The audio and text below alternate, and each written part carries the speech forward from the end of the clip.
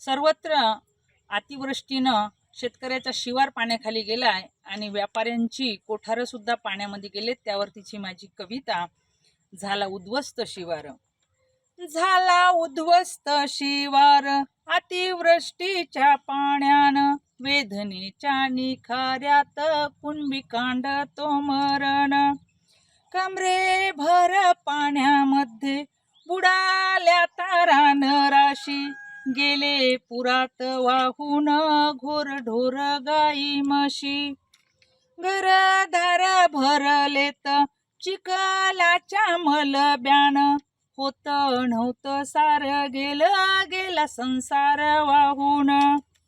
वेदनेच्या निखाऱ्यात कुणबी कांडतो मरण, सोयाबीनला शेंग नाही उधळून तूर गेली, मुग उडीद कापसाची राणी धूळ धान झाली।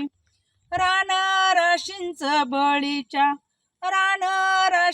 बळीच्या योगे ठरवावं धोरण, वेदनेच्या निखाऱ्यात कुणबी कांडतो मरण। गरीब श्रीमंत घेरला असा कोपला पाऊस, 50 वर्षाची जणू फेडली हाऊस। छोट्या मोठ्या व्यापाऱ्यांची भरली कोठार पाण्यानं, वेदनेच्या निखाऱ्यात कुणबी कांडतो मरण त्याचं, कांडतो मरण त्याचं, कांडतो मरण। धन्यवाद।